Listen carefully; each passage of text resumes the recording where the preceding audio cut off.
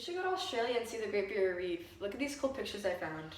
Actually, Tegan, the coral reef doesn't look like those pictures anymore. Half of the Great Barrier Reef is dead, and since 2016, it's been worsening at a rapid rate. Some places are still picture perfect, but if you're actually to go to Australia, the reefs you would see would look white and brown. Wait, so I understand why they would look brown, like when they're dead, but why would some look white? Actually, Tegan, coral reefs turn white because of something called coral bleaching, which is when the water is too warm and the coral expels algae living in its tissues. It turns white, and although it's not dead at this point, it's much more vulnerable. That's crazy, Natalie. I didn't even know this was happening. Maybe we can find out more during our trip to Australia.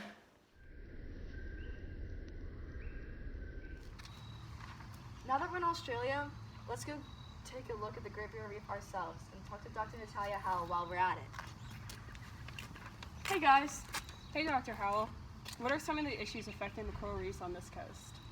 One of the big issues for reefs like these close to shore is that they are very shallow and vulnerable to human pollution like runoff, sewage, and all the diseases and chemicals they carry with them into the water.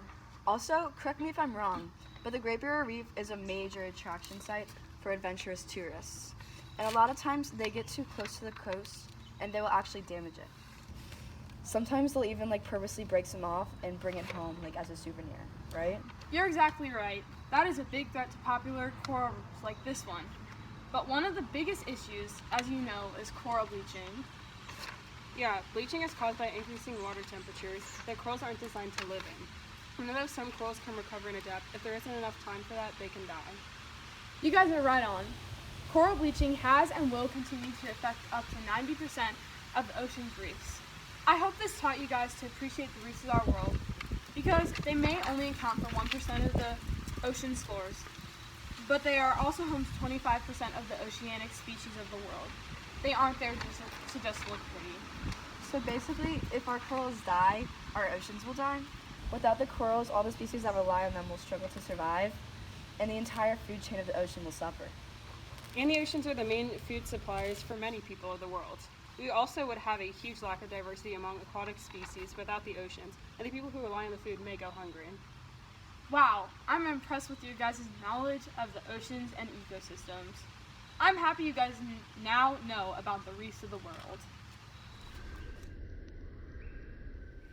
Dang, that was really sad to hear. Luckily though, our oceans are beginning to become a main focus in the political agenda of the public. I think the world's finally realizing we need to help, not hurt our oceans. Yeah, Tegan, one thing we can do for coral reefs is to keep people informed about them, like what's happening in the Great Barrier Reef. That's extremely important. So many people want to bring corals home with them, but if we keep doing that, there won't be any at all. Leave the corals alone and take a picture instead. It's also good to conserve water. The less water we use, the less runoff that will go back into the ocean. Runoff can cause coral bleaching and prevent reproduction and growth, since it'll be harder for the corals to go through photosynthesis. And of course, it would be great to volunteer to help clean up the beach and reefs. Those are some great ways to protect the coral reefs. Make sure to do what you can so we can save the ocean and the wildlife in it.